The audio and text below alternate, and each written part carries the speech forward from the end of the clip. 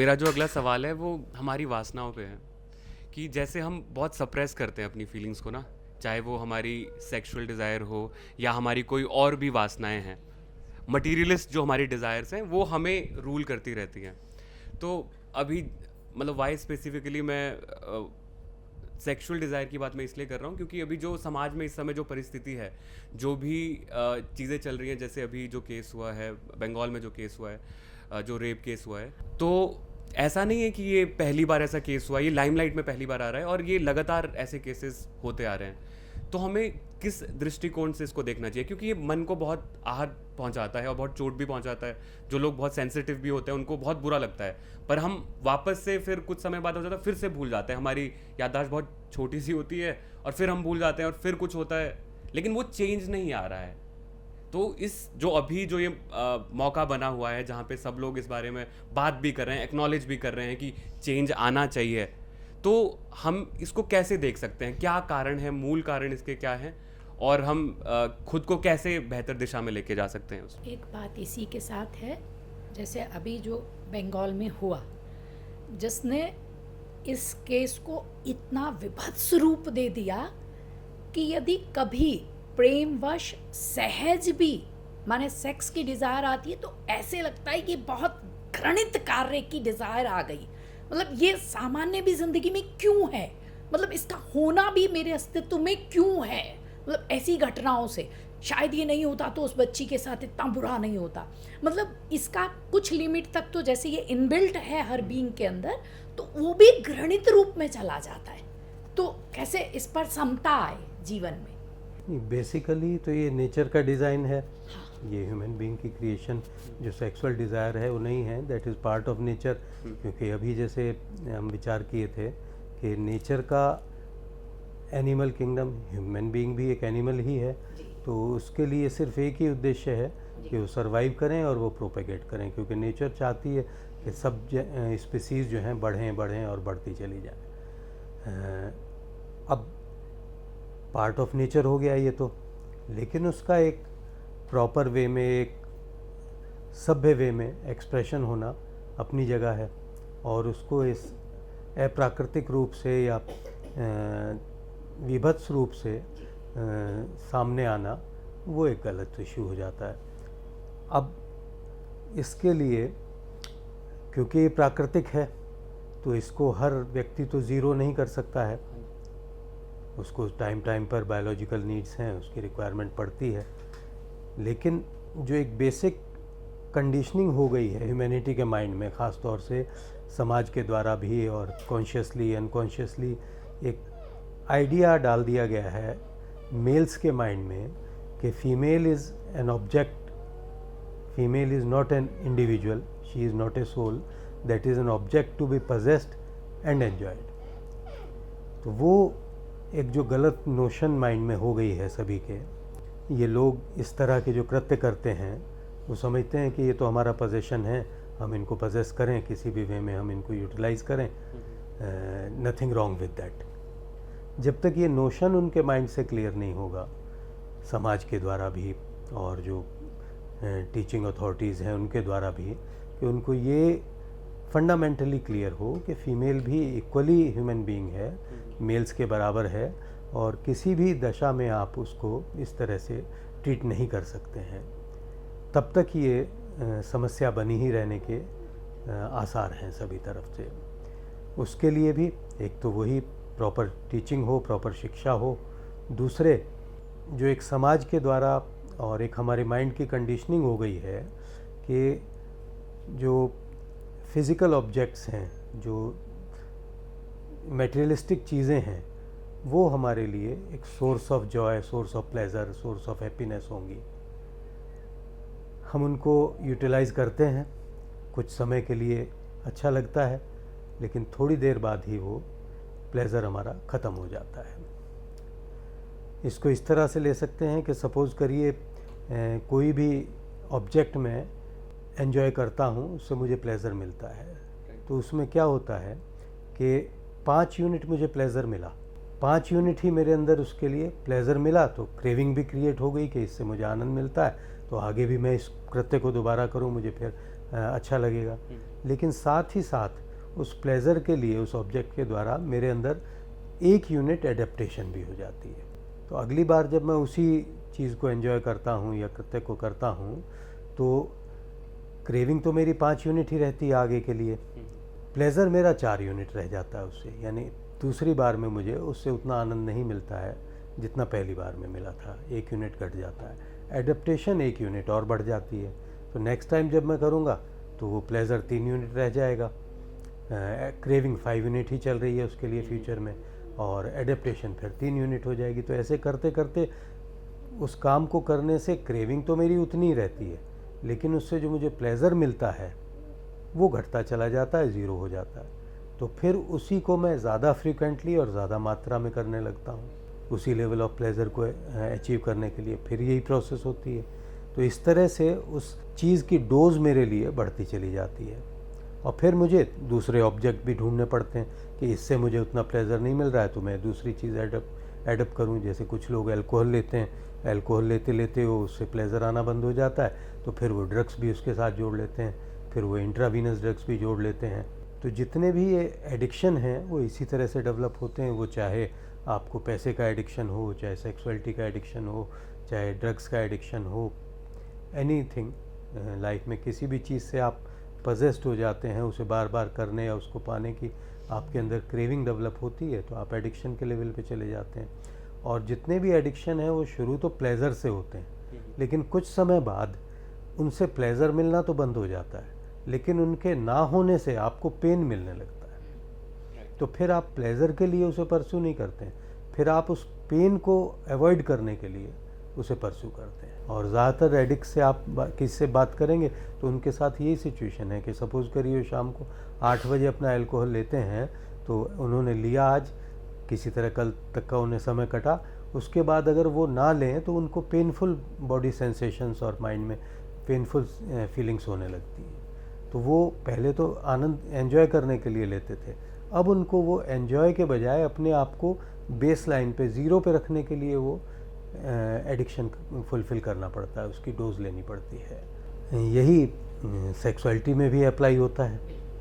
जो प्लेज़र को बढ़ाने वाली चीज़ें हैं वो एक बायोलॉजिकल ट्रुथ है कि नॉवेल्टी और वैरायटी, ये चीज़ें हमारे प्लेज़र को और इंक्रीज़ करती हैं। जो उस पर्टिकुलर इशू से या आइटम से हमें नहीं मिल पा रहा था वो अब दूसरे से मिलने लगता है।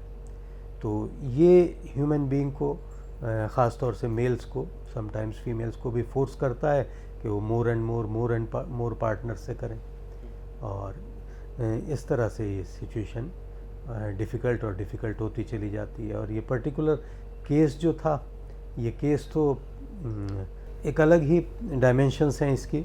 ये सिर्फ simple rape and murder case नहीं है जैसे अब तथ्य सामने आ रहे हैं। तो अब इससे बचने का वही है कि पहला तो ये कि हमें ये क्लैरिटी हो कि आउटसाइड से जो भी प्लेजर्स हैं, फिज़िकल प्लेजर्स हैं, वो जब हमारे सेंसेशंस किसी ऑब्जेक्ट के कांटेक्ट में आती हैं तो हमारे बॉडी और माइंड में कुछ प्लेजेंट सेंसेशंस क्रिएट होती हैं, जिसको हम जो हमें अच्छी लगती हैं हम उन्हें प्लेजर का नाम देते हैं, और फिर हमारा माइंड डिमांड करता है कि और चाहिए और चाहिए और चाहिए, यही चीज़ें हमें। अगर हमारी ये अंडरस्टैंडिंग हो जाए कि जो सस्टेन्ड सोर्स ऑफ जॉय है वो बाहर ना हो के हमारे भीतर है, जो बाहर से भी हम एंजॉय करते हैं वो एक तरह से करते हैं कि हम किसी ऑब्जेक्ट के लिए क्रेव कर रहे हैं। क्रेविंग की वजह से हमारे अंदर एक टेंशन, स्ट्रेस बिल्डअप होता है, और टाइम के साथ वो टेंशन और स्ट्रेस इंक्रीज़ करता चला जाता है। जैसे ही हम उस इशू को फुलफ़िल कर लेते हैं तो फुलफ़िल करते ही हमारा वो टेंशन रिलीज़ होता है।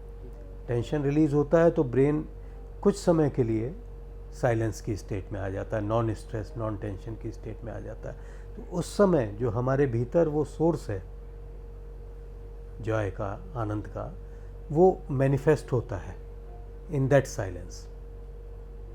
तो जो हम प्लेजर भी फील करते हैं वो भी उस ऑब्जेक्ट से नहीं आ रहा है, वो भी हमारे भीतर से ही आ रहा है। ऑब्जेक्ट ने तो सिर्फ इतना किया कि वो जो कांटेक्ट हुआ उस ऑब्जेक्ट से, उस समय जो हमारे भीतर उसका टेंशन बिल्डअप हुआ था उस ऑब्जेक्ट को एंजॉय करने के लिए, वो टेंशन रिलीज़ हुआ। टेंशन रिलीज होने से माइंड साइलेंट हुआ फॉर सम टाइम, उस साइलेंस में वो जॉय हमारा एक्सप्रेस हुआ। तो ये हमें अंडरस्टैंडिंग क्लियर हो जाए कि ये वहाँ है और ये हमें साइलेंस की स्टेट में मिलता है, एक्सप्रेस करता है वो जॉय अपने आप को। तो हम ऐसी स्पिरिचुअल प्रैक्टिसेस करेंगे जिनसे हम साइलेंस की स्टेट में पहुँचें, और जो हम डे टू डे लिविंग करेंगे वो भी हम इस तरह से करेंगे कि हम साइलेंस में रहें, हम डिस्टर्ब ना हो उस स्टेज में, लिविंग फेज में भी। जब हम इसको इस तरह से ले सकते हैं कि अगर हम एक अच्छी फिज़िकल हेल्थ चाहते हैं तो हमें जिम भी जाना होता है और हमें अपना एक हेल्दी लाइफस्टाइल भी मेंटेन करना होता है। तो जो स्पिरिचुअल प्रैक्टिसेस हैं वो तो एक मेंटल जिम कह लीजिए कि हम जिम में गए, हम घंटा 2 घंटा जो भी हमने फिक्स टाइम पे अपनी प्रैक्टिस की, तो उस समय हमारा मन शांत शांत शांत होता जाएगा, हम फेज़ ऑफ साइलेंस में पहुँचेंगे। उस साइलेंस में वो जो नॉलेज है, वो जो जॉय है, द सोर्स इज़ इनसाइड।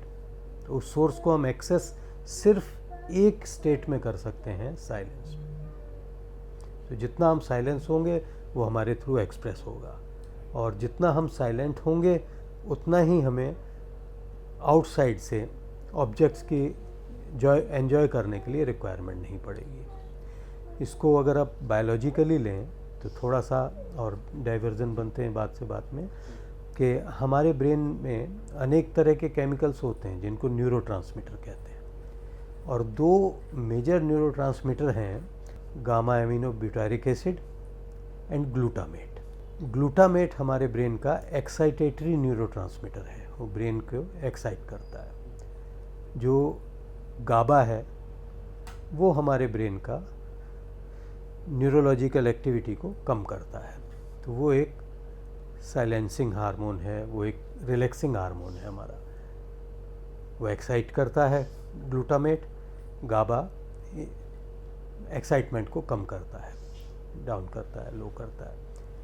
तो जब हम किसी भी स्पिरिचुअल प्रैक्टिस में जाते हैं, मेडिटेशन में या रिलैक्सिंग प्रोसेस जैसे योग निद्रा आदि में, तो हमारे ब्रेन में गामा एमिनो ब्यूटारिक एसिड यानी गाबा का लेवल बढ़ता है, और वेरिएबल पीरियड ऑफ टाइम तक उसका इफेक्ट रहता है। प्रैक्टिस पूरी कर लेने के बाद भी आप उठ गए मेडिटेशन से, फिर भी उसका कई घंटे तक असर रहता है, और जैसे जैसे हम आगे करते हैं उसका इफेक्ट की इंटेंसिटी बढ़ती है और ड्यूरेशन भी बढ़ता चला जाता है।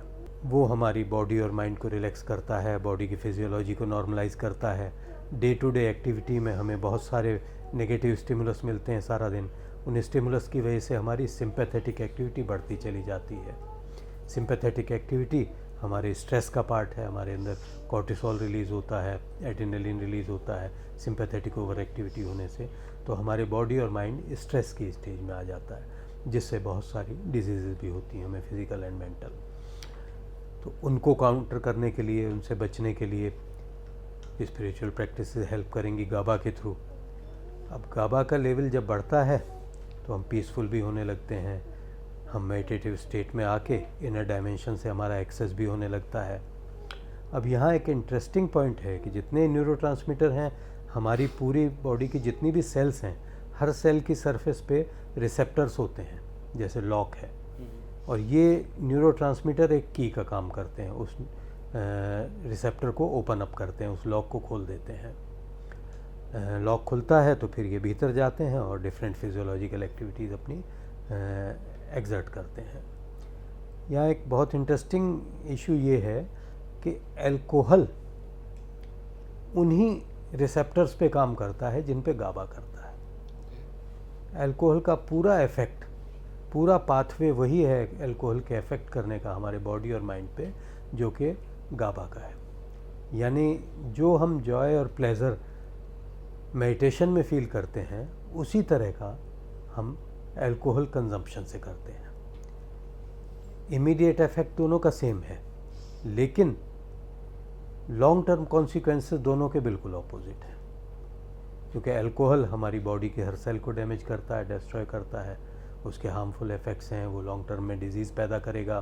फिर उसके लिए वही हमारा एडिक्शन होगा, तो क्रेविंग उतनी बनी रहेगी, लेकिन हमें टाइम के साथ मोर एंड मोर डोज की ज़रूरत पड़ेगी, उतना ही अमाउंट कम प्लेजर हमें प्रोड्यूस करेगा।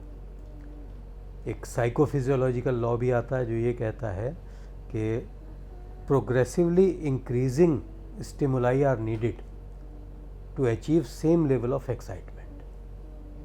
तो एल्कोहल का एक डोज से आज हमें एक इफेक्ट आ रहा है, तो फ्यूचर में हमें सेम इफेक्ट लेने के लिए बड़ी डोज की ज़रूरत पड़ेगी और ज़्यादा डोज की ज़रूरत पड़ेगी। जबकि मेडिटेशन में इसका रिवर्सल है कि जितना आप करते चले जाते हैं आप उतने ज़्यादा सेंसिटिव होते चले जाते हैं, आप उतने ही मेडिटेशन से कई गुना ज़्यादा बेनिफिट फिज़िकल और मेंटल पाने लगते हैं।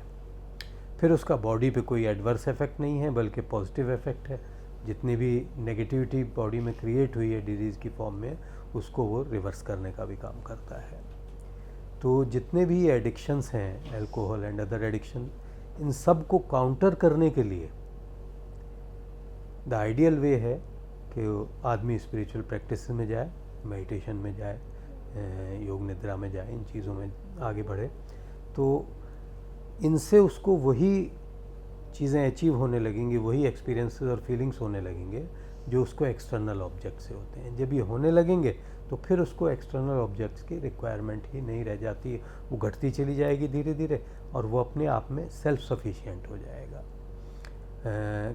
यही कहते हैं इसीलिए कि बुद्धा आउटर वर्ल्ड पे सिर्फ अपने सर्वाइवल के लिए डिपेंडेंट थे कि उनको जितना फूड चाहिए सर्वाइवल के लिए, जो वस्त्र चाहिए, जो शेल्टर चाहिए, सिर्फ उसके लिए डिपेंडेंट थे। बाकी वो अपने इनर वेलबीइंग के लिए सेल्फ सफिशिएंट थे। लेकिन हम लोगों के साथ ट्रबल ये हो गई है कि आउटर सर्वाइवल के लिए तो चाहिए ही हमें, हम unknowingly going on a wrong pathway अपनी इनर वेलबीइंग के लिए भी आउटर वर्ल्डली थिंग्स पे डिपेंडेंट हो गए हैं, जो एक रॉन्ग नोशन है, रॉन्ग कंसेप्ट है, रॉन्ग डायरेक्शन है लाइफ के लिए। अगर हम इस क्लैरिटी में आए कि मुझे बाहर से सुख मिलेगा, ये अंडरस्टैंडिंग काम है, और मुझे भीतर से सुख मिलेगा, ये राम है। अगर मुझे पता लग जाए, मैं रोज़ मार्केट से जा रहा हूँ, 10 रुपए का ये लाता हूँ, 5 रुपए का वो लाता हूँ, 20 रुपए का ये लाता हूँ और उन्हें ले के बैठ के एंजॉय करता हूँ, लेकिन मुझे ये पता चल जाए कि इस सब का सोर्स तो मेरे भीतर है, जो सी है वो तो मेरे अंदर है। मैं रोज़ बॉटल्ड वाटर ले खरीद के यूटिलाइज़ कर रहा हूँ और उसके long term negative physical mental consequences भी झेल रहा हूँ, उसके लिए मुझे प्राइस पे करना पड़ रहा है। और ये क्लैरिटी मुझे जब हो जाती है कि the source is inside, there are techniques to access it, and once I learn those techniques and I access that part and that dimension starts flowing through me, then for my well-being I don't need anything from outside. I am self-contained, I just close my eyes and I am enjoying the things. In that situation there will be a reduction and ultimately stoppage of compulsive activity of body and mind. Now we are restless, many things are compelling from us from outside. ये कर लो कुछ हो जाएगा, वो कर लो कुछ हो जाएगा।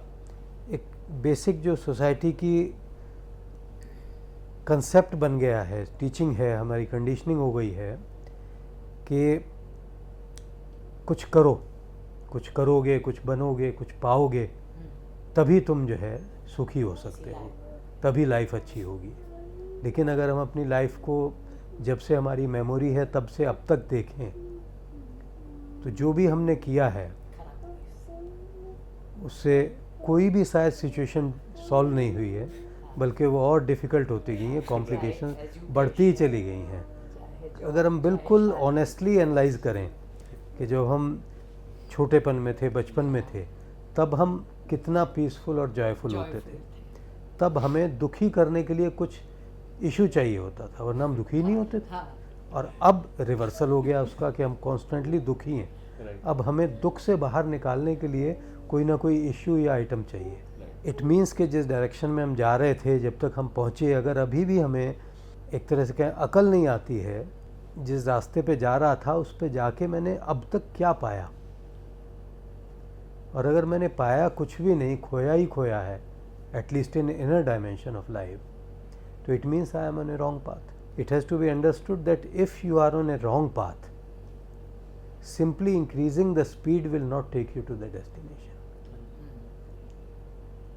You have to see that, and you have to accept it on the wrong path. I am on the wrong path, Yes. and then you have to take U-turn. You. But sometimes we are so ahead, we have gone so far on that path Return that it is- becomes difficult to return.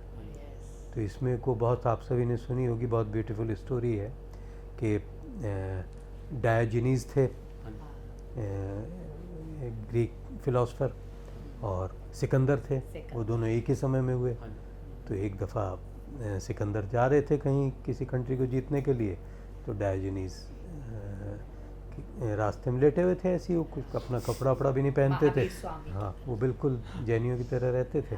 और बताते हैं कि वो एक अपना बर्तन रखते थे, तो उससे पानी और खाना उससे ग्राइंड करते थे।